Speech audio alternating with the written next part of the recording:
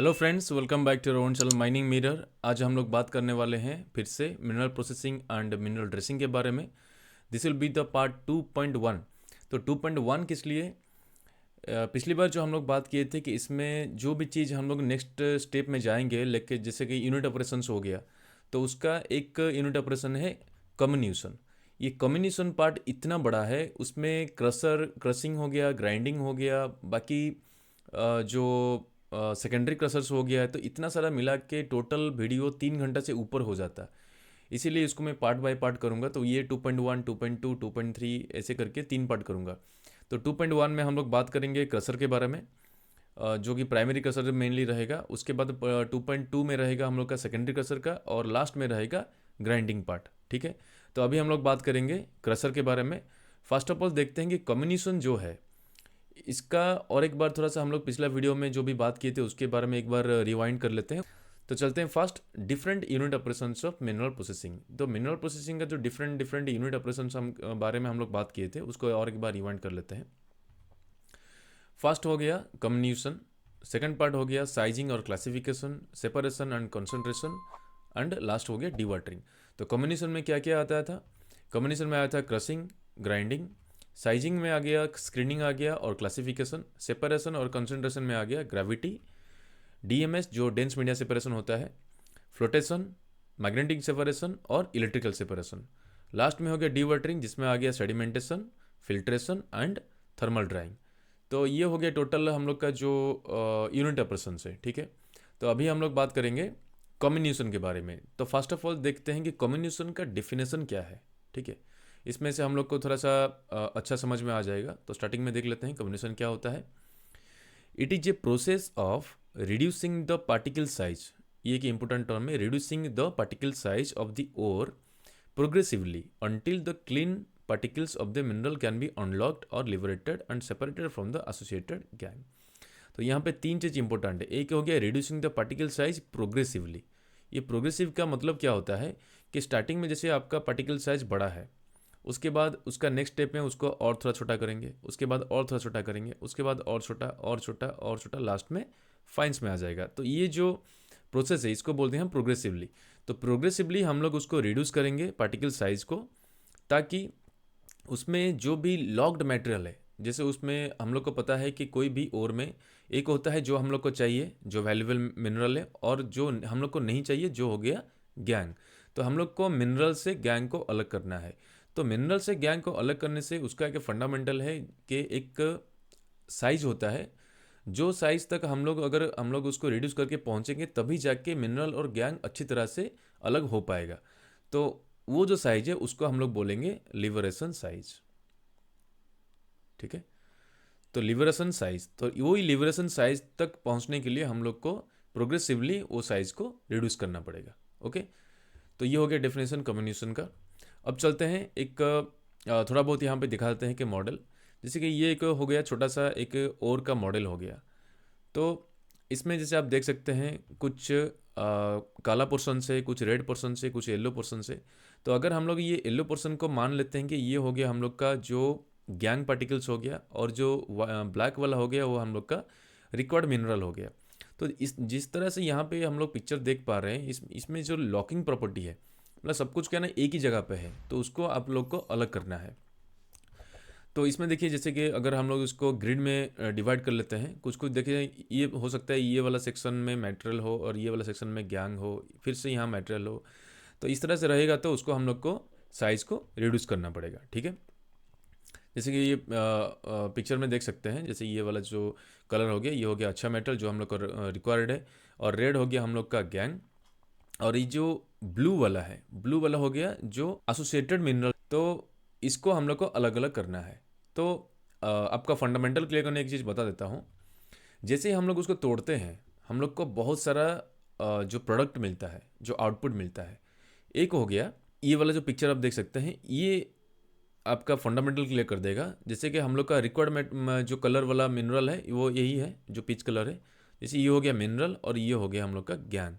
तो जैसे ही हम लोग उसको तोड़ते हैं, तोड़ने के बाद में ऐसा एक प्रोडक्ट जो मिलेगा जिसमें मेटल तो ज़्यादा रहेगा, जो लिबरेशन साइज इसको बोलेंगे, वो लिबरेशन साइज तक पहुंचने के बाद हम लोग को एक प्रोडक्ट ऐसा मिलेगा जिसमें जो हम लोग का वैल्यूएबल मिनरल, जो हम लोग को वांटेड मिनरल है, वो ज़्यादा पोर्शन रहेगा और उसमें से कुछ पोर्शन गैंग रहेगा। ठीक है, ये हो गया हम लोग का कंसनट्रेट। क्योंकि आप कभी भी टोटली गैंग और मिनरल को अलग अलग नहीं कर सकते, कुछ ना कुछ पोर्शन आपका कंसनट्रेट में गैंग रह ही जाता है। ठीक है, तो ये हो गया एक आउटपुट। सेकंड और थर्ड यहाँ पे है, सेकंड और थर्ड जैसे आप देख सकते हैं, ये हो गया सेकंड फिगर, ये हो गया थर्ड फिगर। सेकंड फिगर बोलता है कि मिनरल पोर्शन ज़्यादा है लेकिन जो गैंग पोर्शन है वो भी कम नहीं है, मतलब थोड़ा सा कम है लेकिन काफ़ी है। और एक जो थर्ड नंबर पिक्चर है इसमें आप देख सकते हैं कि जो वांटेड मिनरल है वो तो है लेकिन उसमें जो गैंग पार्टिकल्स है वो ज़्यादा ही यहाँ पे डिस्ट्रीब्यूट होके है। तो ये 2 और 3 नंबर जो है इस तरह का भी हम लोग को आउटपुट या प्रोडक्ट हम लोग को देखने को मिलता है। तो ये दोनों को हम लोग बोलते हैं मिडलिंग। ठीक है, उसके बाद जो फोर्थ प्रोडक्ट हो गया वो हो गया जिसमें प्रोडक्ट में गैंग ज़्यादा रहेगा और जो मिनरल हम लोग को रिक्वायर्ड है या वैल्यूएबल मिनरल है वो पोर्शन कम रहेगा। मतलब यहाँ पे आप एक चीज़ क्लियर होता है कि कभी भी मिनरल और गैंग को पूरा का टोटली हम लोग अलग नहीं कर सकते। कंसनट्रेट जो हम लोग को मिनरल है उसमें भी कुछ गैंग रह सकता है, जो गैंग हम लोग वेस्ट में या गैंग करके अलग कर देते हैं उसमें भी कुछ मिनरल वहाँ पे छूट जाता है। ठीक है, तो यहाँ पे 4 प्रोडक्ट आपको मिल गया, एक हो गया कंसनट्रेट, दो हो गया मिडलिंग और एक हो गया टेलिंग, जो हो गया लास्ट में टेलिंग्स। ओके, तो अब चलते हैं जो साइज रिडक्शन प्रोसेस, जो कम्बिनेशन जिसको हम लोग बोलते हैं, उसका 3 स्टेज है। First stage blasting. ठीक है, तो आपको लग रहा होगा कि मिनरल प्रोसेसिंग में ब्लास्टिंग कहाँ से आ गया। ब्लास्टिंग क्या होता है कि ब्लास्टिंग होता है the first stage of combination. जो प्रोडक्ट हो गया, जो ओर को हम लोग तोड़ते हैं उसका जो फर्स्ट स्टेप होता है वो होता है ब्लास्टिंग। ब्लास्टिंग में पहले टूटेगा, उसके बाद हम लोग क्रशर में जाएंगे, ग्राइंडिंग में जाएंगे या जो भी है। ठीक है, तो फर्स्ट स्टेज हो गया ब्लास्टिंग। सेकंड स्टेज हो गया क्रशिंग, जिसमें रहेगा primary crusher, secondary crusher and tertiary crusher अगर ज़रूरत है तो। थर्ड स्टेज हो गया ग्राइंडिंग, ग्राइंडिंग या मिलिंग। तो ग्राइंडिंग कहाँ पे करते हैं वो भी बता देंगे। तो ग्राइंडिंग में रह गया बॉल मिल, रॉड मिल या अदर्स। जो बॉल मिल रॉड मिल रह गया इसको हम लोग बोलते हैं टम्बलिंग मिल जो बोलते हैं। तो बॉल मिल, रॉड मिल और एक मिल है जो है ऑटोजेनियस मिल। ठीक है, ऑटोजेनियस, तो वो डिपेंड करता है उसका प्रॉपर्टी के ऊपर, वो बाद में हम लोग जब पार्ट 2.3 लेके आएंगे उसमें आपको बता देंगे। तो अब चलते हैं और कुछ जानकारी आपको लिए। टाइप्स ऑफ फेल्योर्स, जो कम्युनिकेशन होता है, कम्युनिकेशन मतलब हो जाए कि तो उसको तोड़ना या उसको साइज को छोटा करना, वो जो ऑपरेशन है उसमें 3 प्रकार का यहाँ पे फोर्स काम करता है या फेल्योर यहाँ पे देखने को मिलता है। एक हो गया कंप्रेसिव फेल्योर, जो होता है कंप्रेसिव फोर्स से। कंप्रेशन मतलब क्या होता है कि ये आप एक तरह से आग दबा दीजिए तो वो कंप्रेशन, आप उसको प्रेशर दीजिए। एक हो गया कंप्रेसिव फेल्योर, और एक हो गया टेंसाइल फेल्योर, और एक हो गया शियर फेल्योर। टेंसाइल हो गया जो थोड़ा सा खींचने से जो टेंशन मिलता है उसको बोलते हैं टेंसाइल फोर्स, और उसके दौरान जो फेल्योर वहाँ पे होता है उसको बोलते हैं टेंसाइल फेल्योर। उसके बाद हो गया शियर फेल्योर। शियर फेल्योर मतलब क्या होता है कि आपस में टकराना या घिसना, उसको बोलते हैं शियर फेल्योर। तो यहाँ पे 3 तरह का फेल्योर आपको देखने को मिल जाता है, compressive failure, tensile failure and shear failure. अब चलते हैं ब्लास्टिंग को देखते हैं। जो first stage of combination is the blasting. एक वीडियो देखते हैं।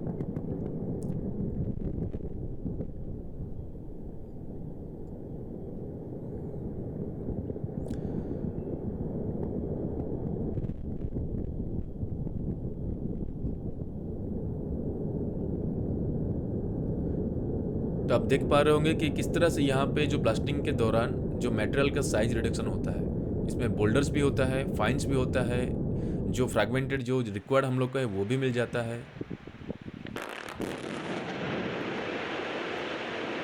ठीक है, तो अब चलते हैं इसके बारे में और थोड़ा सा जानकारी यहाँ पर ले लेते हैं। पहला चीज़ होता है जो फ्रैगमेंटेशन साइज होता है। ये फ्रैगमेंटेशन साइज क्या होता है, कभी भी अगर आप ब्लास्टिंग करते हैं तो वहाँ पे सबसे इम्पोर्टेंट पार्ट क्या होता है कि आपको कौन सा साइज़ का मटेरियल चाहिए ब्लास्टिंग के बाद। तो वो कैसे डिसाइड होता है, वो डिसाइड होता है कौन सा क्रशर या ब्लास्टिंग के बाद वो मेटल को आप कहाँ पे हैंडल कर रहे हैं। तो जहाँ पे आपको वो चीज़ को हैंडल करना है उसी के साइज़ के अनुसार ही आपको ब्लास्टिंग का जो डिज़ाइन होता है या पैरामीटर जो होता है उसको कंट्रोल करना पड़ता है। तो वो आ गया आपका, अगर आपका एक क्रशर है वहाँ पे, तो क्रशर का जो इनपुट साइज होता है, जितना साइज वो क्रशर अपने वो क्रश कर सकता है या इनपुट ले सकता है, उसको उसी के हिसाब से हम लोग ब्लास्टिंग करेंगे। तो फ्रैगमेंटेशन साइज वहाँ पे डिपेंड करेगा तो क्रशर का इनपुट साइज कितना है। ठीक है, अब देखते हैं ब्लास्टिंग में और क्या चीज़ें होता है। इसमें बड़ा बड़ा बोल्डर भी निकलता है, इवन 2.5 मीटर का जो बोल्डर है वो भी आता है, जिसको हम लोग सेकेंडरी ब्लास्टिंग करना पड़ता है। लेकिन अगर हम लोग जनरली बात करें, चाहे कोल सेक्टर में हो या मेटल फ्रेश माइंस में हो, उसमें देख सकते हैं कि जो अगर हाई कैपेसिटी में आपका माइंस है या जो हाईली मैकेनाइज्ड माइंस जैसे बोलेंगे, उसमें देखिएगा जो क्रशर रहता है, प्राइमरी क्रशर, उसका mainly input size 1.5 meter maximum रहता है। कि 1.5 या 1.2 मीटर का जो बोल्डर रहता है उसको भी इजीली हैंडल कर सकते हैं। मतलब उसका जो इनपुट रहता है उसके अंदर, क्रशर के अंदर वो बोल्डर जा सकता है। जैसे कि अगर हम लोग के पास अगर जॉ क्रशर है, किसके पास अगर जॉ क्रशर है, उसमें उसका इनपुट साइज कितना हो सकता है ताकि वो क्रश कर पाए, वो डिपेंड करता है। वो मैक्सिमम होता है 1.2 मीटर। ठीक है, अगर किसी के पास जायट्री क्रशर है, ठीक है, वो बात अभी बताएंगे आपको कि जायट्री क्रशर क्या होता है, जॉ क्रशर क्या होता है। तो जायट्री क्रशर है तो यहाँ पे थोड़ा सा ज़्यादा हम लोग को यहाँ पे मिलता है उसका साइज का इनपुट, तो यहाँ पे 1.5 मीटर तक भी जा सकता है। ठीक है, तो अब चलते हैं हम लोग का इंपॉर्टेंट सेक्शन जो है वो है second stage, crushing. Crushing is the fast mechanical stage in the process of communication. ठीक है, तो अभी हम लोग बात किए थे कि ब्लास्टिंग क्या है। ब्लास्टिंग होता है the fast stage of communication, लेकिन जो fast mechanical stage of communication है वो है क्रशिंग, क्योंकि यहाँ पे मशीनरी वहाँ पे वर्क करता है। तो वाई क्रशिंग, क्रशिंग क्यों? क्रशिंग में क्या होता है कि क्रशिंग करने से हम लोग का रन ऑफ माइंस, जो माइंस से जो मेटल आता है उसका साइज रिडक्शन करने के लिए क्रशिंग काम करता है। ठीक है, तो क्रशिंग का मेन मोटो क्या होता है कि उसका जो लिबरेशन साइज होता है, जो हम लोग को पहले डाटा मिलता है लैब से कि इतना साइज में अगर उसको हम लोग तोड़ देते हैं तो वहाँ पे मिनरल और गैंग जो है वो लगभग अलग हो जाएगा। तो वो साइज तक पहुँचने के लिए हम लोग को क्रशिंग का यूज़ करते हैं। ठीक है, अगर क्रशिंग के बाद भी अगर वो लिबरेशन साइज तक नहीं पहुंच पाया, मतलब वो जो गैंग और मिनरल वो मैक्सिमम अलग नहीं हो पाया, मतलब गैंग में ज़्यादा मिनरल चल गया या मिनरल में मैक्सिमम गैंग चल जा रहा है, अगर इस तरह का कंडीशन रहता है तो मतलब उसका लिबरेशन साइज और कम है। उस टाइम में हम लोग क्या करना पड़ता है, उसको हम लोग नेक्स्ट स्टेप जाते हैं ग्राइंडिंग में, जो कि जो फाइन से फाइन ग्राइंडिंग जिसको बोलते हैं। तो वहाँ पे जो साइज हम लोग का क्रशर का जो मटेरियल जो आउटपुट निकलता है उसको लेके हम लोग ग्राइंडर में डालते हैं या ग्राइंडिंग यूनिट में डालते हैं। वहाँ से जो एकदम अल्ट्रा फाइंस जो होता है, जो माइक्रोन में आते हैं, उसी के हिसाब से उसका जो लिबरेशन साइज तक पहुँचने के बाद ही वो अलग होता है। तो वो का डिफरेंट सेक्शन है। ठीक है, तो क्रशिंग का जो मेन फंडामेंटल है वो यही है। Third point, crushing is accomplished with the compression of ore against a rigid surface or by impact against surface in a rigidly constant motion path. ठीक है, मतलब यहाँ सिंपल है कि कोई भी क्रशर हो, एक वहाँ पे रिजिड बॉडी रहता है, उसी के साथ ही जो मटेरियल है उसको चाहे कंप्रेशन हो चाहे इम्पैक्ट फोर्स हो, उसी के हिसाब से उसको हम लोग तोड़ते हैं। ठीक है, crushing is usually a dry process and is performed in several stages. जो अगर यहाँ पे एक चीज़ बता दूंगा, जो ग्राइंडिंग के बारे में अगर बात करें, ग्राइंडिंग क्या है ना, मैक्सिमम हम लोग वेट प्रोसेस होता है, उसमें पानी यूज होता है। क्रशिंग में हम लोग नॉर्मली ड्राई प्रोसेस ही होता है, लेकिन अगर आप बोलिएगा कि क्रशिंग में हम लोग तो पानी डालते हैं, लेकिन वो पानी इसलिए नहीं डालते हैं कि वहाँ पे पानी का मैक्सिमम यूज है, वो इसलिए डालते हैं कि वहाँ पे उसका जो सरफेस एनर्जी है उसको रिड्यूस करने के लिए। उसके बारे में आप लोग बात में बात करेंगे। ठीक है, तो वो नॉर्मली जो क्रशिंग होता है वो ड्राई प्रोसेस होता है। तो यहाँ पे और कुछ जानकारी के लिए, types of circuit of crushing, जो क्रशिंग होता है उसका सर्किट, एक हो गया ओपन सर्किट और एक हो गया क्लोज सर्किट। तो ओपन सर्किट कैसे किसको बोलेंगे, देखिए यहाँ पे एक नॉर्मल फ्लो शीट दिया हुआ है। पहले हो गया फीड, जैसे क्रशर का माइंस का मटेरियल आया, आ गया प्राइमरी क्रशर में आ गया। ठीक है, प्राइमरी क्रशर के बाद एक स्क्रीनिंग रहेगा, जिसमें जिस साइज़ को हम लोग को ज़रूरत है उसी साइज़ का स्क्रीन रहेगा। तो उसमें एक आएगा ऊपर से जो हम लोग को थोड़ा सा ओवर साइज है, और एक हो गया अंडर साइज। तो अंडर साइज जो यहाँ से आता है और ओवर साइज जो है वो ओवर साइज जाएगा और एक क्रशर में, और क्रशर का जो आउटपुट है वो भी आ जाएगा प्रोडक्ट में, मतलब ये दोनों मिल जाएगा, स्क्रीनिंग का प्रोडक्ट और सेकेंडरी क्रशर का प्रोडक्ट। अगर और एक क्रशर का प्रोडक्ट अगर एक साथ मिलता है तो वो हो गया आपका ओपन सर्किट। ठीक है, और क्लोज सर्किट में क्या होता है, ये जो क्रशर है, ये क्रशर का जो आउटपुट है वो फिर से जाएगा स्क्रीनिंग में यहाँ से। ठीक है, मतलब यहाँ पे स्क्रीनिंग हुआ, जो यहाँ पे बिगर साइज जो हो गया, जो ओवर साइज है वो हो गया जाएगा और एक क्रसर में, और क्रसर का जो आउटपुट है वो फिर से आएगा स्क्रीनिंग में, और जो स्क्रीनिंग का जो आउटपुट है वो हो गया हम लोग का फाइनल प्रोडक्ट। तो ये हो गया क्लोज सर्किट। ठीक है, तो अच्छी तरह से एक इजीली याद रखने के लिए एक चीज़ है कि आपका जो सेकेंडरी क्रसर का अगर आउटपुट हम लोग को मिलता है लास्ट में तो वो हो गया ओपन सर्किट। अगर स्क्रीन से हम लोग का आउटपुट आता है फाइनल तो वो हो गया हम लोग का क्लोज सर्किट। ओके, तो यहाँ पे टाइप्स ऑफ क्रसर के बारे में बात करते हैं। तो टाइप्स ऑफ क्रसर 3 प्रकार का है। एक हो गया प्राइमरी। प्राइमरी हो गया कि जो एकदम मुख्य क्रसर है, ठीक है, जो पहला क्रसर होता है वो हो गया प्राइमरी। सेकंड हो गया सेकेंडरी, और टर्सियरी। टर्सियरी हो गया मतलब थर्ड स्टेज, मतलब अगर सेकेंडरी के बाद भी हम लोग उसको साइज को रिड्यूस करना है ग्राइंडिंग से पहले तो टर्सियरी क्रसर भी हम लोग वहाँ पे यूज़ कर सकते हैं। ओके,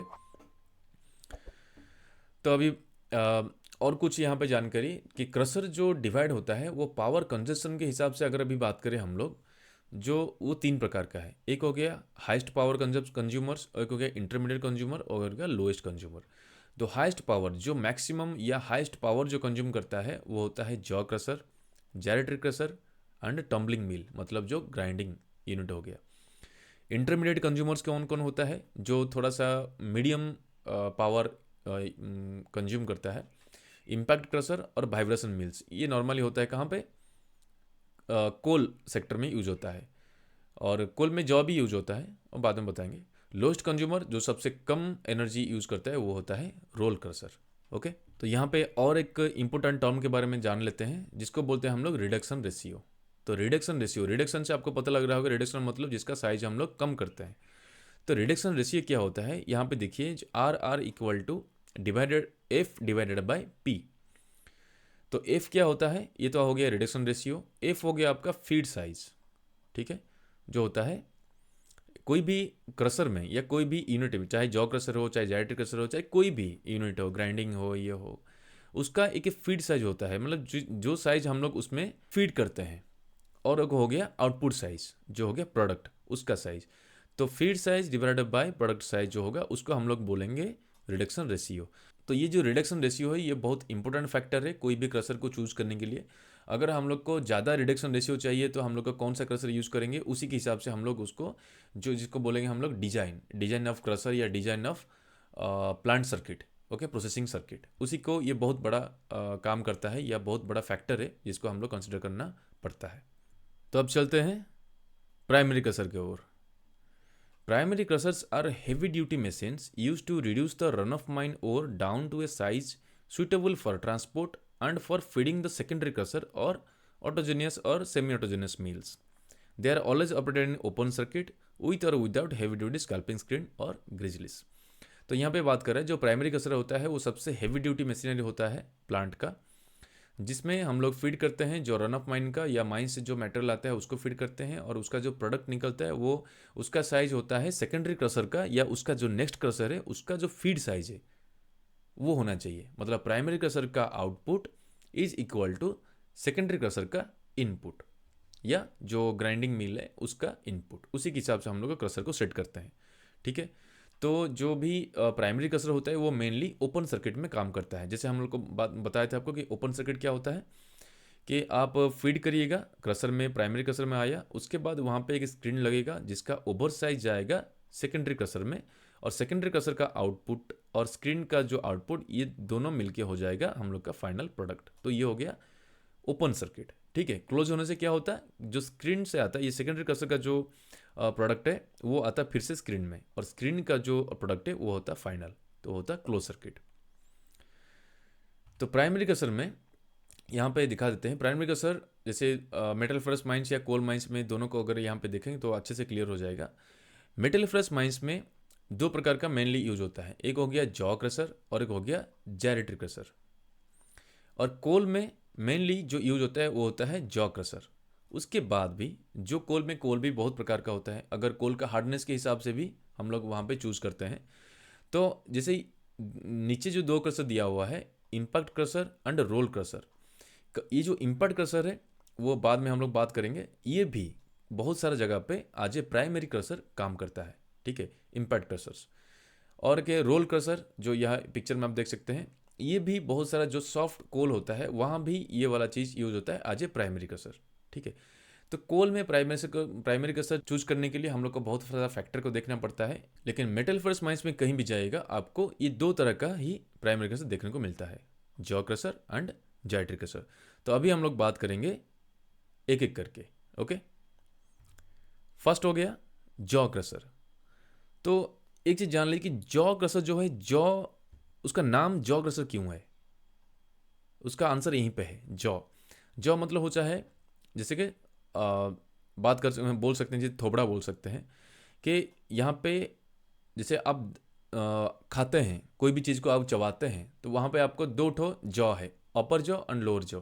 तो वो जैसे क्रश करता है खाने को, उसी हिसाब से क्रशर भी काम करता है।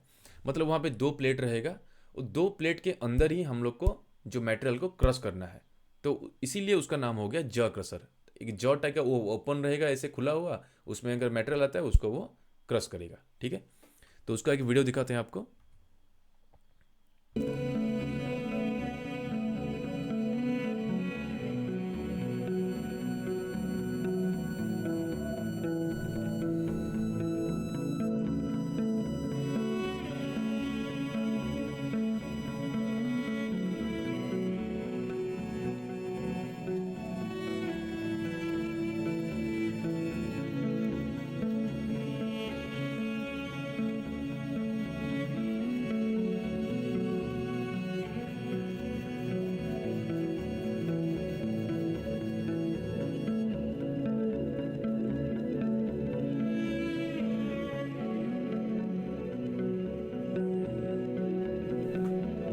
तो जैसे आप पिक्चर में देखे, वहाँ पे अच्छा चीज़ है अभी जानने का कि क्रशर क्या होता है। फर्स्ट हो गया, there are two plates which open and shut like animal jaws. Okay, जैसे हम लोग का क्रोकोडाइल होता है, उसका जॉ होता है ना, एक ऊपर रहता है और एक नीचे रहता है, और यहाँ पे उसका आंख रहता है। तो ये जो जॉ है, उसी हिसाब से हम लोग उसको भी जो देखे वो दो जॉ टाइप का था, इसीलिए वहाँ पे दो प्लेट हो गया। उसके बाद the jaws are set an acute angle to each other and one jaw is pivoted so that the swings related to the other with the fixed jaw। मतलब उसमें है कि सिंपली ये बोलना चाह रहे हैं कि वहाँ पे क्या होता है कि जो दो जॉ रहता है या दो प्लेट रहता है, एक रहता है फिक्स, ठीक है, और एक होता है मूविंग। मूविंग मतलब वो उसमें जो पाइवट रहता है उसका यहाँ पे एक कनेक्शन रहता है, तो ये जो जॉ है इसको क्रॉस करता है लेफ्ट राइट करके। ठीक है, तो एक हो गया फिक्स और एक हो गया मूविंग। तो उसमें जो एंगल रहता है वो एक एक्यूट एंगल रहता है। ठीक है, मतलब 90 डिग्री से कम एंगल में वो रहता है वहाँ पे। Material fade into jaws is alternately broken and released into the crushing chamber, jaw crusher further. तो ये हो गया जॉ क्रशर का एक नॉर्मल फंडामेंटल। उसके बाद जॉ क्रशर को तीन टाइप का जॉ क्रशर है। ठीक है, एक हो गया ब्लेक जॉ क्रशर, सेकंड हो गया डॉज जॉ क्रशर, थर्ड हो गया यूनिवर्सल। ठीक है, तो यूनिवर्सल लगभग हम लोग का कोई जगह पे आपको देखने को नहीं मिलेगा, लेकिन जो दो टाइप का है ब्लेक और डॉज, ये थोड़ा सा वहाँ पे आपको देखने को मिल सकता है। तो ब्लेक में क्या होता है, जैसे यहाँ पे पाइवट लिखा है ना ऊपर वाला, ये वाला पिक्चर देखिए, इसमें ये लेफ्ट साइड वाला जो है ये हो गया फिक्स। ठीक है, और यहाँ पे जो पाइवट है मतलब ये वाला मूविंग वाला प्लेट है।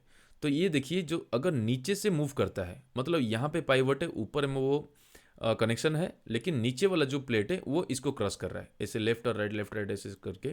तो ये हो गया ब्लेक टाइप, ब्लेक। ठीक है, उसके बाद उसका सेकंड वाला देखिए जिसको बोलते हैं डज। डज क्या होता है, एक हो गया फिक्स प्लेट लेफ्ट साइड में, और उसका जो राइट साइड वाला प्लेट जो रहता है उसका पाइवट मतलब जहाँ पे वो लिंक रहता है वो रहता है नीचे, और ऊपर से ये क्रॉस करता है, ये हो गया डज। लेकिन जो मैक्सिमम यूज होता है वो होता है ब्लैक, क्योंकि इसमें हम लोग जो प्रोडक्ट का जो साइज है उसको कंट्रोल करना इजी होता है, प्लस इसमें डेंजर कम रहता है। डॉज में क्या होता है कि ऊपर वाला जैसे तोड़ता है ना, तो यहाँ से कभी कभार बोल्डर ऊपर भी चिटक के निकल जाता है, तो ये थोड़ा डेंजरस भी है, प्लस ये थोड़ा जाम होने का चांसेस ज़्यादा रहता है, क्योंकि यहाँ पे ये फिक्स टाइप का रहता है, जहाँ पे प्रोडक्ट साइज हम लोग को कंट्रोल करना है ये फिक्स हुआ है। तो जो पाइवट है, ये पाइवट यहाँ पे मेटेरियल को जाम करने में प्रॉब्लम भी यहाँ पे फेस करना पड़ता है, इसीलिए डज जो जॉ क्रशर है वो मैक्सिमम जगह पे भी मैक्सिमम यूज़ नहीं होता है। तो जनरली जो यूज होता है वो होता है ब्लैक टाइप। ठीक है, तो अब चलते हैं यहाँ पे दो फॉर्म है और कुछ कुछ डिजाइन के बारे में, कि यहाँ पे दो फॉर्म है जॉ क्रशर का, एक हो गया सिंगल टगल और हो गया डबल टगल। डबल टगल क्या होता है कि एक यहाँ पे देखिए कि एक कनेक्शन रॉड रहता है, यहाँ पे दो टगल है, एक हो गया फर्स्ट, ये हो गया सेकेंड, ये हो गया डबल टगल वाला। लेकिन यहाँ पे हो गया जैसे उसका जो फोर्स या जो पावर जो देता है यहाँ पे जो उसका कनेक्शन है वो सिंगल है, इसीलिए ये सिंगल टगल हो गया। ठीक है, तो ये दो डबल टगल जो होता है वो खास करके सेफ्टी के लिए होता है, क्योंकि कभी अगर बाई चांस ज़्यादा प्रेशर पड़ गया और ये टूटने का भी चांस रहता है, तो उसको डैमेज को बचाने के लिए यहाँ पे जो टगल है ये टगल टूट जाता है या ये टगल टूट जाता है, इसीलिए डबल टगल जो है मैक्सिमम यूज होता है। देखिए डबल टगल मशीन जो होता है वो cost about 50% more than the single toggle. ठीक है, जो सिंगल टगल मशीन होता है उससे 50% ज़्यादा प्राइस है डबल टगल का, लेकिन वो सेफ्टी पर्पज़ के लिए अच्छा है। और सिंगल टगल जो होता है वो डायरेक्टली वो जो पावर है वो डिलीवर होता है प्लेट को डायरेक्टली। ठीक है, और ये सेल्फ फीडिंग होता है जो सिंगल टगल होता है। ठीक है, तो सेल्फ फीडिंग मतलब उसमें जैसे ही वो ऊपर नीचे होता है वो जो प्लेट है, तो उसमें क्या ना ऑटोमेटिकली जो मटेरियल है वो नीचे जाता रहता है। ठीक है, तो ये कुछ कुछ चीज़ें हैं वहाँ पे। तो यहाँ पे ब्लैक जॉ क्रशर जो आपको बताए थे उसको एक बार और थोड़ा देख लेते हैं। ये जो है डबल टगल वाला यहाँ पे और यहाँ पे। ठीक है, तो यहाँ से पावर जाता है टगल के थ्रू, तो यहाँ पे क्रश करता है, तो ऊपर में देखिए पाइवट हो गया ऊपर में। ठीक है, और ये जो प्लेट है ये ऐसे जाएगा, ये जो टगल की हेल्प से ये left right left right left right करके इसको तोड़ेगा। ठीक है, ऊपर वाला हो गया पाइवट हो गया, ये हो गया इसेंट्रिक, ये हो गया ड्राई मोटर हो गया, यहाँ पे ये फ्लाई व्हील हो गया, और पिटमैन इसको बोलते हैं, छोड़ दीजिए उसको, वो ज़रूरत नहीं जानना। यहाँ पे एक चीज़ जानना ज़रूरी है, एक हो गया गैप जो फीड हो गया यहाँ से, एक हो गया गैप, ये एक इम्पोर्टेंट है, और यहाँ पे हो गया सेट, ये थोड़ा कट गया है, ये हो गया सेट। तो ये तीन चीज़ यहाँ पे जानना है। तो एक हो गया फीड जो मेटल आप फीड कर रहे हैं वो छोड़ दीजिए, और एक हो गया गैप। गैप मतलब क्या होता है, ये गैप के अनुसार ही या सेट के अनुसार ही हम लोग चूज करते हैं। गैप हो गया जो ये फिक्स्ड प्लेट और ये जो पाइवट जो मूविंग प्लेट का ये जो डिफरेंस है या उसका जो साइज है, इसका जो विड्थ है, ये हो गया गैप। ठीक है, मतलब एक टाइप का बोल सकते हैं कि फीड साइज। और सेट हो गया कितना साइज का मेटल हम लोग को चाहिए उतना हम लोग सेट करते हैं, इसीलिए ये हो गया प्रोडक्ट साइज जो हो गया सेट। ठीक है, और नेक्स्ट हो गया डॉज जॉ क्रशर जो होता है जस्ट उल्टा ब्लैक का, इसलिए हम यहाँ पे पिक्चर को ही उल्टा करके दिखाए हैं कि ये जो पाइवट है ये आ गया नीचे, और ये वाला जो सेक्शन है ये हो गया मूविंग, तो यहाँ से वो लेफ्ट राइट करके मूव करके इसको तोड़ता है, तो यहाँ से आ गया फीड। ठीक है, तो यहाँ पे हो गया फीडिंग, और यहाँ से आ गया हम लोग का फाइनल प्रोडक्ट। तो यहाँ पे आ गया ये हो गया सेट और ये हो गया गैप, जस्ट उल्टा। तो यहाँ पे थोड़ा दिक्कत है ना, यहाँ पे मेटल आप अंदर में डाल रहे हैं, बोल्डर यहाँ पे तोड़ रहा है, बाई चांस ये निकल गया बाहर तो ये अनसेफ है। तो ये हो गया डॉज वाला, छोड़ दीजिए। अब देखते हैं कुछ कुछ यहाँ पे इम्पोर्टेंट जो टर्म है या इम्पोर्टेंट चीज़ है क्रशर के बारे में, वो यहाँ पे एक बार बात कर लेते हैं। ये हर क्रशर के बारे में, हर ग्राइंडिंग यूनिट हो गया, क्रशिंग यूनिट हो गया, सब में यही सब चीज़ देखने को हम लोग को चाहिए। ठीक है, फर्स्ट हो गया कि ये जो क्रशर रेटिंग हम लोग करते हैं कि जॉ क्रशर का रेटिंग जैसे ये हो गया 1830 इंटू 1220 mm। तो 1830 इंटू 1220 mm क्रशर का मतलब क्या होता है कि 1830 हो गया उसका विड्थ, क्रशर का विड्थ हो गया 1830 mm, और जो गैप है मतलब जो फीड जहाँ पे हम लोग करेंगे ये जो डिफरेंस है ये हो गया आपका 1220 mm। तो इसी के हिसाब से इसको हम लोग नाम देते हैं या नेमिंग होता है। 1830 इंटू 12 मतलब ए इंटू बी मतलब होता है कि ए हो गया आपका विड्थ ऑफ द क्रशर और बी हो गया आपका गैप साइज। ठीक है, तो गैप हो गया यहाँ पे जो जॉ क्रशर है गैप है, maximum opening of the jaws at the feed, feed में कितना मैक्सिमम ओपन हो सकता है उसको बोलेंगे हम लोग गैप। सेट हो गया maximum opening of the jaws at the discharge, जिसको प्रोडक्ट हम लोग साइज बोलेंगे जो एडजस्टेबल है, अपने हिसाब से हम लोग सेट करेंगे। तो जो कंस्ट्रक्शन होता है कौन सा मेटल से वो बनता है, वो बनता है उसका जो जॉज है वो कास्ट स्टील का बनता है, और वो लाइनर्स भी लगा रहता है उसमें ताकि उसको बार बार अगर ख़राब होता है तो फिर से हम लोग लाइनर को चेंज कर सकते हैं। और वो बनता है जो लाइनर्स होता है वो बनता है मैंगनीज स्टील, निकल हार्ड या निकल क्रोमियम आयलेट कास्ट आयरन से बनता है, और उसका जो बॉडी है वो बनता है कास्ट स्टील से। ओके, उसके बाद जो फीडिंग होता है, मतलब जो मेटल का हम लोग फीड करते हैं, वो भी दो प्रकार का फीडिंग है। एक हो गया चोक फीडिंग और एक हो गया फ्री फीडिंग। ठीक है, चोक फीडिंग मतलब क्या होता है कि आप ज़्यादा से ज़्यादा मेटल एक साथ में डालते हैं, तो क्या ना वहाँ पे एक चोकिंग इफेक्ट होता है, जिसमें जो मेटल मेटल आपस में भी टकराते हैं, और वहाँ पे क्या है ना मैक्सिमम फाइन जनरेशन होता है। एक तो क्रशर अपना तोड़ता ही है, उसके बाद भी मेटल मेटल भी वहाँ पे टकरा के कुछ कुछ फाइन्स भी वहाँ पे जनरेट होता है, तो उसको बोलेंगे हम लोग चोक फीडिंग। और फ्री फीडिंग क्या होता है, जहाँ पे हम लोग को आउटपुट थोड़ा सा कोर्स चाहिए, फाइन्स कम चाहिए, वहाँ पे थोड़ा सा क्या ना कम वेलोसिटी में या कम स्पीड में हम लोग मेटल को फीड करेंगे, ताकि जो भी बोल्डर या जो भी मेटल वहाँ पे गिरे वो अच्छी तरह से क्रश होकर नीचे से जाए, ज़्यादा वहाँ पे मेटल मेटल आपस में ना टकराए। ठीक है, तो उसको बोलेंगे फ्री फीडिंग। तो यहाँ पे दो चीज़ हो गया, एक हो गया चोक फीडिंग और एक हो गया फ्री फीडिंग। ठीक है, तो कभी कभार क्या होता है कि जो मेटल थोड़ा स्टिकी मेटल हो गया, थोड़ा सा उसमें मिट्टी टाइप का मेटल हो गया, तो चोक होने का चांसेस भी रहता है जॉ क्रशर का। तो उसको अवॉइड करने के लिए वहाँ पे जो प्लेट्स रहता है स्ट्रेट, उसको कर्व टाइप का भी प्लेट्स वहाँ पे यूज होता है। ठीक है, जैसे अभी हम लोग देखे थे स्ट्रेट प्लेट वाला, ऐसे एक एंगल में है, लेकिन कभी कभार क्या होता है कि कर्व वाला ऐसे रहता है, प्लेट्स वो आपस में टकराते हैं, एक रहेगा फिक्स और एक रहेगा पाइवट वाला। ठीक है, अब चलते हैं एंगल बिटवीन द जॉज। जो जॉज जो दो प्लेट रहता है उसके बीच में एंगल कितना रहता है, should be always less than 26 degree. ये एक थंब रूल बना हुआ है, बहुत सारा रिसर्च हुआ है, बहुत सारा लोग वहाँ पे उसके अंदर थ्योरी निकाले हैं, हाइपोथेसिस किए हैं। तो उसका जो एंगल है should be less than 26 degree. ठीक है, उसमें क्या होगा कि जो मेटेरियल है वो स्लिप नहीं करेगा। ठीक है, और ज़्यादा वेयर एंड टियर नहीं भी होगा अपना लाइनर का या प्लेट्स का। जो स्पीड रहता है नॉर्मली, जो जॉ क्रशर का स्पीड रहता है वो वैरी करता है 100 to 350 रोटेशन पर minute, 100 to 350। Okay, feeding mechanism using feeder like heavy duty chain feeder और कन्वेयर। जो फीडिंग होता है जॉ क्रशर में, जायट्री क्रशर में ऐसा नहीं है, थोड़ा डिफरेंस है यहाँ पे। तो जॉ क्रशर में जो फीडिंग करते हैं वो कंटिन्यूसली वहाँ पे गिरता रहता है, क्योंकि एक साथ अगर मेटल आप 100 टन डाल दीजिएगा तो वो चोक कर जाएगा, बंद हो जाएगा, पूरा ट्रिप कर जाएगा। इसीलिए उसको एक कंटिन्यूस फीडिंग चाहिए, एक कंटिन्यूस या एक कांस्टेंट स्पीड में।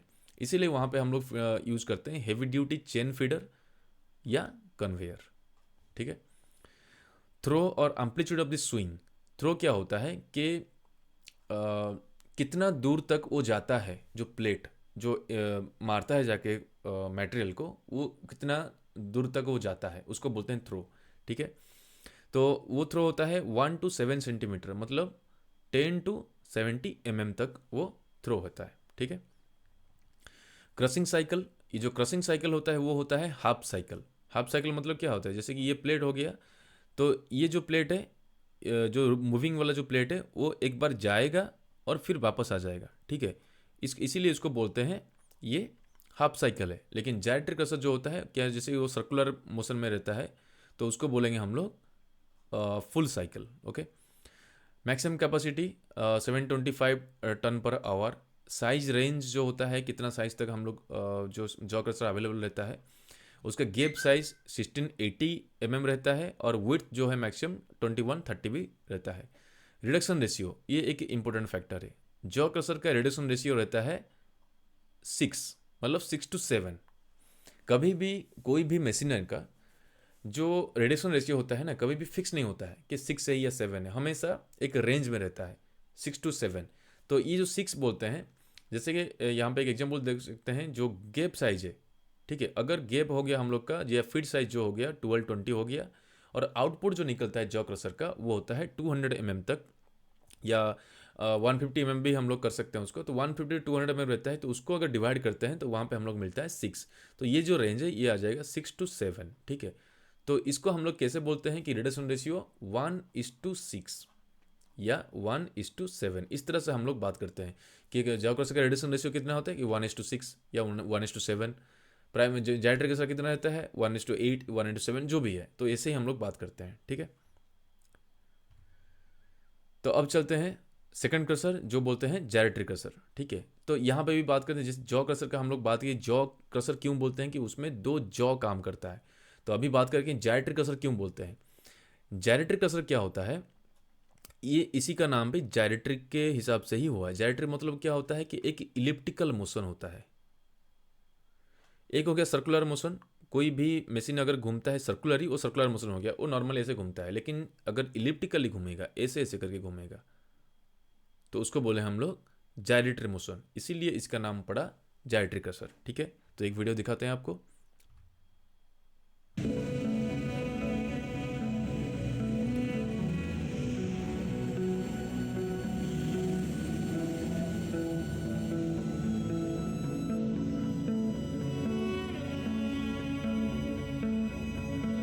तो यहाँ पे देख रहे हैं किस तरह से मूव कर रहा है। वो सर्कुलर मूवमेंट नहीं है, वो एक इलिप्टिकल मोशन में घूम रहा है।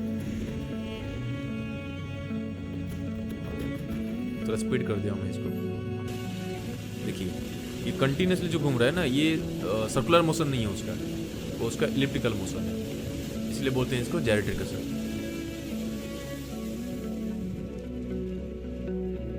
और ये जो फीडिंग है इसको बोलेंगे हम लोग चोक फीडिंग। ठीक है, अगर हम लोग को ज़्यादा फाइन्स चाहिए या ज़्यादा फाइन्स जनरेट होने से हम लोग को कोई फ़र्क नहीं पड़ने वाला, तो इसको इस तरह से हम लोग फीडिंग कर सकते हैं। लेकिन अगर हम लोग को ज़्यादा लंप चाहिए तो वहाँ पे जो फीडिंग होता है वो फ्री फीडिंग होता है। खास करके स्टेप डंपिंग जो होता है, जो डंपर आएगा एक बार में ना गिरा के 2 बार 3 बार में गिराता है, उसको बोलेंगे हम लोग फ्री फीडिंग। तो इसका मोशन आप देखिएगा, वो सर्कुलर नहीं घूमता है, वो एक टाइप का जायरेटरी मोशन में, एक इलिप्टिकल मोशन में ऐसे ऐसे करके घूमता है। ठीक है, तो अभी जैसे जॉ क्रशर के बारे में हम लोग जाने थे, इस तरह के जायरेट्रिक क्रशर के बारे में भी कुछ उसका जो फंडामेंटल जान लेते हैं। तो इसको डायरेक्टली हम लोग पिक्चर से देखते हैं। ठीक है, तो यहाँ पे 2 पिक्चर साइड बाय साइड में रखा हूँ ताकि आपको अच्छी तरह से समझ में आ जाए। पहला हो गया, फर्स्ट पिक्चर में देखिए उसका जो पार्ट्स होता है ना, ऊपर वाला देखिए पहले, ये जो सेक्शन है इसको बोलते हैं स्पाइडर। ठीक है, तो ये ऊपर वाला सेक्शन हो गया, ये जो 2 बार है इधर में और ये में, ये हो गया स्पाइडर। उसके बाद जो क्रश होता है, माने मेटल जो हम लोग फीड करते हैं वो यहीं से फीड होता है। राइट, सेकंड नंबर पिक्चर में देखिएगा, यहाँ से हम लोग फीड करते हैं मटेरियल को, मेटल इसी के अंदर जाता है और यहीं पे क्रश होता है। तो क्रशिंग जो यूनिट है, जो जॉ क्रशर में 2 जॉ था ऐसे करके और ऐसे 2 प्लेट था, यहाँ पे 2 कोनिकल चीज़ है। एक हो गया ये वाला जो है नॉर्मल आपको कोन टाइप का दिखेगा, और एक इन्वर्टेड कोन, मतलब ये इस तरफ पॉइंटिंग टाइप का है ये वाला सेक्शन जो है। ठीक है, तो यहाँ पे 2 कोन है, एक हो गया आपका नॉर्मल जो घूमता है, और एक हो गया फिक्स वाला जो यहाँ पे उल्टा कोन टाइप का रहता है। ठीक है, तो यहाँ पे 2 कोन का यहाँ पे रह गया है। तो बाहर वाला जो एरिया है इसको बोलेंगे हम लोग सेल, और अंदर वाला जो है जो क्रश करता है उसको बोलेंगे हम लोग क्रशिंग हेड। तो यहाँ पे जो फर्स्ट पिक्चर में देखिएगा, जो लंबा वाला यहाँ पे जो सिलेंडर टाइप का दिख रहा है उसको बोलेंगे हम लोग स्पिंडल, जो अंदर में है। ठीक है, स्ट्रेट ग्रे कलर का, और उसके साथ अटैच होके ये कोनिकल शेप का है, उसको बोलेंगे क्रशिंग हेड। और क्रशिंग हेड के ऊपर भी एक और एक उसी टाइप का लगता है जिसको हम लोग बोलेंगे मेंटल। ठीक है, जिसको हम लोग बोलेंगे मेंटल, एक टाइप का लाइनर टाइप का वो है। ठीक है, माने जो क्रशिंग हेड को बचाता है। अगर क्रशिंग हेड डायरेक्टली बोल्डर को तोड़ता है तो वो डैमेज होने का चांसेस रहता है, इसीलिए उसको ऊपर एक लाइनर हम लोग कवर डालते हैं, उसको बोलेंगे हम लोग मेंटल। और मेंटल और ये जो सेल है, क्रशिंग सेल है, उसमें भी हम लोग लाइनर्स देते हैं। ये जो आपको दिख रहा है यहाँ पे प्लेट्स, वो लाइनर्स होता है। ठीक है, तो लाइनर्स और मेंटल के बीच में मेटल जाके टूटता है। तो यहाँ पे 2 चीज़ आपको देखने को मिलेगा। एक हो गया जो जॉ क्रशर है, अगर आपको दिखेगा इसी सेक्शन को, एक दिखाते हैं और एक बार। यहाँ पे देखिएगा, देखिए यहाँ पे एक जॉ क्रशर टाइप का लगेगा और यहाँ पे भी एक जॉ क्रशर टाइप का लगेगा। ठीक है, जैसे फर्स्ट वाला पिक्चर में भी यहाँ पे और यहाँ पे, यहाँ पे और यहाँ पे। तो इसमें क्या होगा, अगर लेफ्ट साइड का देखेंगे तो लेफ्ट साइड हो गया फिक्स, और स्पिंडल जो घूमने वाला हो गया ये वाला, माने जो मूविंग प्लेट हो गया। तो ये एक जॉ क्रशर हो गया। यहाँ पे राइट साइड हो गया फिक्स और लेफ्ट साइड हो गया आपका मूविंग वाला। तो जो जायरेट्रिक क्रशर है वो 2 जॉ क्रशर का बराबर का काम कर सकता है, या प्रिंसिपल के हिसाब से, फंडामेंटल के हिसाब से। तो इसीलिए इसका जो साइकिल है, ये जो क्रश करता है इसका साइकिल जो है वो फुल साइकिल है, मतलब 2 जॉ क्रशर का हिसाब से ये काम करता है। ठीक है, मोटर लगता है, वो इसका कनेक्शन यहाँ से पावर जाता है, इधर से ये पावर जाके यहाँ पे उसको गियर बक्स लगता है, वो गियर बक्स को घुमाता है, तो उसके साथ वहाँ पे एक जायरेटरी मोशन वहाँ पे रहता है, ठीक है। तो उसी को हम लोग बोलेंगे जायरेटरी क्रशर। तो अभी हम लोग देखेंगे जैसे इस तरह से जॉ क्रशर के बारे में जाने थे उसी हिसाब से। Since the gyratory unlike the jaw crusher crushes on full cycle, जैसे हम लोग बात किए थे, it has much higher capacity than a jaw crusher of the same gap is usually. मतलब क्या ये बोल रहा है कि जो जॉ क्रशर हम लोग लाते हैं, सोचिए कि वहाँ पे हम लोग लाए एक कैपेसिटी का, जैसे हम लोग बात किए थे अभी 1830 इंटू 1220, इस तरह से हम एक था ना वहाँ पे रेट। अगर सेम गैप हो गया यहाँ पे 1220, तो 1220 मतलब फीड साइज हो गया। अगर इसी फीड साइज का अगर जायरेटरी क्रशर लाते हैं तो उसका कैपेसिटी जॉ क्रशर से बहुत ज़्यादा रहता है, ठीक है। उसके बाद उसका फीड साइज तो हो गया। सेट होता है 150 mm, मतलब जो प्रोडक्ट साइज होता है उसका हम लोग ज़रूरत पड़ता है 150 mm टू 200 mm, उसका वो वैरी करता है। वो हम लोग उसको एडजस्ट कर सकते हैं रिंग नॉट से, ठीक है। तो in mines with crushing rates above 900 TPS gyratory crusher are always selected. जो माइंस में हम लोग को ज़्यादा प्रोडक्शन चाहिए, जो 900 टन पर आवर से भी हम लोग को मैक्स ज़्यादा चाहिए, तो उस जगह पे हम लोग को जॉ क्रशर को यूज़ नहीं करते हैं। वहाँ पे हम लोग डायरेक्टली जाते हैं जायरेटरी क्रशर में, ताकि वो ज़्यादा कैपेसिटी का है, ठीक है। स्पीड, जैसे पिछली बार बात किए थे कि 100 टू 200 था उसका RPM, तो यहाँ पे है 85 टू 150 RPM, ठीक है। साइज रेंज कितना है, मतलब फीड साइज कितना ले सकता है, तो यहाँ पे जो गैप आता है, माने ये जो गैप वाला ये हमें सबके लिए एप्लीकेबल है, ठीक है। तो जायरेटरी क्रशर का जो गैप होता है वो मैक्सिमम सबसे बड़ा जायरेटरी क्रशर का है 1830 mm, मतलब 1.8 मीटर तक का बोल्डर वो ले सकता है। लेकिन नॉर्मली हम लोग जो यूज़ होते हैं वो होता है 1.3 mm, मतलब 1.3 मीटर तक बोल्डर वो कर सकता है क्रश। मैक्सिमम कैपेसिटी 5000 TPH अभी तक का वर्ल्ड का, लेकिन नॉर्मली हम लोग यूज़ करते हैं 1600 टू 1800 TPS का। फीडिंग मैकेनिज्म बताए थे अभी, जो होता है एक होगा चोक फीडिंग होता है, एक फ्री फीडिंग होता है। तो डायरेक्टली हम लोग डंपर से मेटल वहाँ पे डाल देते हैं, ठीक है। तो वहाँ पे एक चीज़ आपको देखने को मिलेगा, कुछ कुछ जगह पे डायरेक्टली मेटेरियल यहाँ पे फीड होता है डंपर से, कुछ कुछ जगह पे ये क्रशर को आने से पहले उसका जो स्लोप है, जहाँ से मेटल गिर के आता है, जो वीडियो में जैसे आप देखे थे उसमें देखिएगा कुछ कुछ जगह पे यहाँ पे ग्रिजली रहता है। मतलब यहाँ पे एक स्क्रीन हम लोग लगाते हैं जिसको हम लोग बोलते हैं ग्रिजली बार। वो हार्ड जैसे रेल का जो पटरी टाइप का होता है वो रहता है, उसमें गैप एक मेंटेन करते हैं ताकि जो फाइन से वो यहाँ से निकल जाएगा दोनों तरफ से, ठीक है।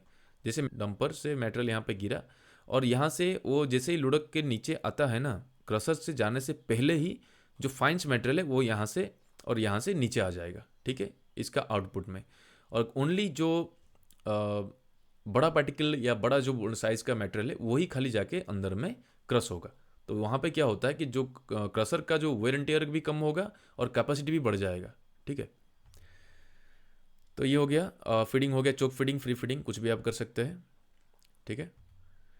अब देखते हैं कंस्ट्रक्शन सेम टाइप का। उसका जो रहता है सेल, आउटर सेल जो रहता है बाहर का, जो फिक्स वाला जो सेल होता है वो होता है हेवी स्टील कास्टिंग या वेल्डेड स्टील से। और जो लाइनर्स रहता है वो manganese steel, nickel hard head, और head is protected by manganese steel mantle. बोले ना जो हेड है ना, जैसे जो कोन शेप का जो हेड है, जो क्रशिंग हेड है, उसके ऊपर भी एक कवर हम लोग डालते हैं उसको प्रोटेक्शन के लिए, जिसको हम लोग बोलेंगे मेंटल। वो भी बनता है अपना मैंगनीज स्टील से, ठीक है, एक टाइप लाइनर टाइप का है। और gyratory crusher is identified by dimension of the feed opening and mantle diameter. Jaw crusher में किस तरह से हम लोग उसका नेम कर रहे थे, उसका जॉ क्रशर का विड्थ एंड गैप साइज, ठीक है, वो हो गया जॉ क्रशर का। लेकिन जायरेटरी क्रशर का जो नेमिंग है, उसका जो रेटिंग होता है वो होता है फीड ओपनिंग, कितना साइज वो फीड ले सकता है, एंड मेंटल का डायमीटर, ये जो मेंटल है इसका डायमीटर, ठीक है। तो क्रशिंग का जो कैपेसिटी है वो किसके ऊपर डिपेंड करता है, एंगल ऑफ नीप, एंगल बिटवीन क्रशिंग मेंबर्स, ठीक है। जो ये इन्वर्टेड कोन मतलब सेल और जो मेंटल है उसके बीच में कितना गैप है या कितना एंगल है, वो एंगल ऑफ नीप बोलते हैं इसको, इसके ऊपर डिपेंड करता है। उसके बाद स्पीड के ऊपर डिपेंड करेगा। स्ट्रोक मतलब यहाँ पे हो गया क्रशिंग यूनिट और ये हो गया फिक्स वाला, वो कितना दूर तक वो थ्रो करता है या मूव करता है, ठीक है, उसके ऊपर भी करेगा। तो मटेरियल का कैरेक्टरिस्टिक्स कैसा है, ज़्यादा हार्ड है, सॉफ्ट है, ज़्यादा फाइन है, उसके ऊपर भी फीड साइज, कितना फीड साइज है उसके ऊपर भी, लिनर क्वालिटी, लाइनर क्वालिटी जो लाइनर लगा है वो कौन सा क्वालिटी का है, इस तरह का होता है। ठीक है, तो capacity of gyratory crusher is रफली proportional to diameter of the head. Capacity of the gyratory crusher is रफली proportional to the diameter of the head. ये जो हेड है, ये जो क्रशिंग हेड है, उसका डायमीटर के ऊपर डिपेंड करता है कि जाइरेट्रिक क्रशर का कैपेसिटी कितना है। मतलब जितना ये चौड़ा होगा या बड़ा होगा, वो इतना अच्छा से वो क्रश कर सकता है और उतना कैपेसिटी उसका हाई हो सकता है। रिडक्शन रेशियो जो सबसे इंपॉर्टेंट फैक्टर है, मतलब कितना फीड साइज से कितना प्रोडक्ट साइज निकाल सकता है, वो होता है 6 to 10, वेरी करता है। ठीक है, अगर हम लोग 1.3 मीटर हम लोग वहाँ पे फीड करते हैं, तो उसका हम लोग का जो आउटपुट साइज है वो 130 mm से लेके 150 mm तक मिल सकता है। तो उसी हिसाब से वो वेरी करता है, आप डिवाइड कर लीजिएगा तो आपको वहाँ पे रिडक्शन रेशियो मिल सकता है। ठीक है, तो अभी देख लेते हैं हम लोग जाइरेट्रिक क्रशर और जॉ क्रशर के बीच में कुछ कंपैरिजन। कैपिटल कॉस्ट, ठीक है, मतलब उसको खरीदने के लिए कितना उसका कॉस्टिंग का डिफरेंस क्या है। जाइरेट्रिक क्रशर का हाई है, जॉ क्रशर का कम है। मेंटेनेंस कॉस्ट जाइरेट्रिक क्रशर का ज़्यादा है, जॉ क्रशर का कम है। इंस्टॉलेशन कॉस्ट जाइरेट्रिक क्रशर का कम है और जॉ क्रशर का ज़्यादा है। वेट 2/3 ऑफ द जॉ, माने जॉ क्रशर का हाईएस्ट है और जॉ क्रशर से 2/3 उसका 75% जो वेट है वो होगा उसका जाइरेट्रिक क्रशर का। स्पेस रिक्वायर्ड, कम स्पेस चाहिए क्योंकि ये सर्कुलर शेप का है और जॉ क्रशर को हाई चाहिए। Capacity for the same gap size ज़्यादा होगा क्योंकि गैप सेम रहेगा। अगर दोनों का कंपेयर करेंगे जाइरेट्रिक और जॉ क्रशर का, तो जॉ क्रशर का जो है उसका कैपेसिटी कम रहेगा। फीडिंग कॉस्ट लेस आज डायरेक्ट डंपिंग, क्योंकि हम लोग डायरेक्ट डंपिंग करते हैं, लेकिन जॉ क्रशर में डायरेक्ट डंपिंग नहीं कर सकते, उसमें एक अरेंजमेंट करना पड़ता है, जैसे चेन फीडर हो गया या कन्वेयर बेल्ट हो गया। ट्रांसपोर्टेशन इसमें थोड़ा डिफिकल्ट है क्योंकि बहुत बड़ा बड़ा साइज़ का रहता है उसमें चीज़, और ये ईजी रहता है। सुइटेबल मटेरियल जाइरेट्रिक क्रशर में सुइटेबल, हार्ड एंड अब्रेसिव, जितना हार्ड रहेगा जितना उतना अच्छे तरह से वो हैंडल कर सकता है। और जॉ क्रशर में हार्ड भी रहता है, अब्रेसिव भी रहेगा, और क्लेई और प्लास्टिक ये थोड़ा सा यहाँ पे डिफरेंट है और इम्पोर्टेंट भी है कि क्लेई और प्लास्टिक मटेरियल को भी अच्छी तरह से जॉ क्रशर क्रश कर सकता है, क्योंकि उसमें जो प्लेट्स है वो थ्रो करता है, मूव करता है उससे। वो जाइरेट्रिक क्रशर क्या होता है ना, एक ही जगह पे उसको जाइरेटरी मोशन देके उसको तोड़ता है, तो वो कभी कभार क्या ना, कभी कभार क्या मैक्सिमम टाइम अगर क्ले मटेरियल या खराब मटेरियल चल गया वो चोक हो आता है। ठीक है, लेकिन जॉ क्रशर में वो नहीं रहता है, वो रेयर केस होता है। तो यहाँ पे और कुछ इम्पोर्टेंट टर्म्स है जो हम लोग को जानना चाहिए हर जगह पे, क्रशिंग में हो गया, ग्राइंडिंग में हो गया, बहुत जगह पे। एक हो गया रिडक्शन रेशियो जो अभी हम लोग बात किए थे, जो feed size divided by product size. Degree of liberation कि कितना डिग्री लिबरेशन मतलब क्या होता है कि कितना डिग्री तक, कितना एक्सटेंट तक वहाँ पे मिनरल और गैंग अलग हो सकता है या अलग हो चुका है, उसको बोलेंगे डिग्री ऑफ लिबरेशन। ठीक है, अगर डिग्री ऑफ लिबरेशन हाई रहा तो वहाँ पे क्या है कि मिनरल और गैंग में क्या है ना, जो बॉन्डिंग है वो वीक है, तो ये इजीली वहाँ पे लिबरेट हो गया, तो वो इसको बोलेंगे high degree of liberation. Less degree of liberation क्या हो गया, इसमें होता है कि जो वैल्यूबल मिनरल है और जो गैंग है उसके बीच में बॉन्डिंग ज़्यादा है और हो सकता है उसमें ज़्यादा मिडलिंग वहाँ पे निकले, तो वो हो गया less degree of liberation. Percentage of recovery, ये परसेंटेज ऑफ रिकवरी, रिकवरी क्या होता है, the percent of total valuable mineral content in the ore that is recovered from the concentrate.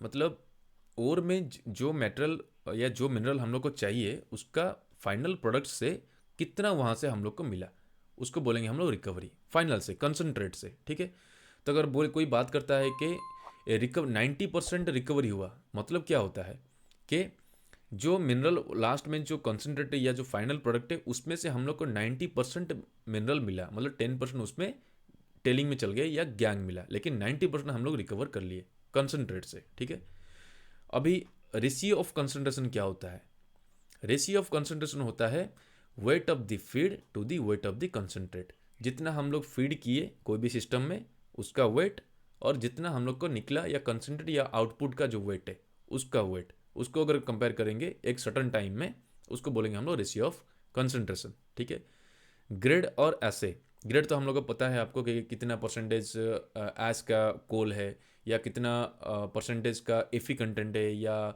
Box alumina content है, उसी के हिसाब से हम लोग ग्रेड ये बढ़ते हैं। उसके बाद हो गया एनरिचमेंट रेशियो। एनरिचमेंट मतलब क्या होता है कि आप कितना अपग्रेड किए, मतलब पहले फीड जब कर रहे थे उस टाइम में उसका ग्रेड कितना था और कंसनट्रेट में उसका ग्रेड कितना रहा, तो उसमें जो रेशियो आता है उसको बोलते हैं एनरिचमेंट रेशियो, मतलब कितना आप अपग्रेड किए। ठीक है, अब देखिए लास्ट जो चीज़ है, the ratio of concentration and recovery are essentially independent of each other. Ratio of concentration, ratio and recovery, कितना रिकवरी आपका हुआ, जैसे 90% रिकवरी का अपन बात किए, या रेशियो ऑफ कंसंट्रेशन, कितना कंसंट्रेशन आपको मिला, मतलब कितना feed weight divide by product weight, ये हो गया रेशियो ऑफ कंसंट्रेशन। ये थोड़ा सा इंडिपेंडेंट है, ये किसी के साथ उनका लिंकअप नहीं है। रिकवरी का अलग चीज़ है और रेशियो ऑफ कंसंट्रेट अलग है।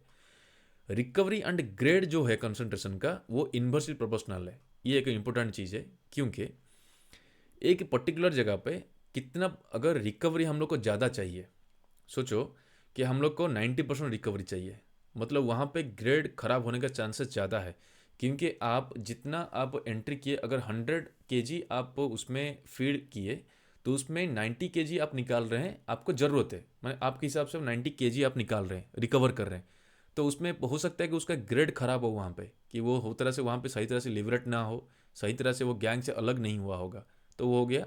इसीलिए अगर आपका रिकवरी ज़्यादा चाहिए तो आपका ग्रेड खराब हो जाएगा, लेकिन अगर आपको ग्रेड अच्छा चाहिए तो आपके रिकवरी आपका ज़्यादा कभी नहीं मिलेगा।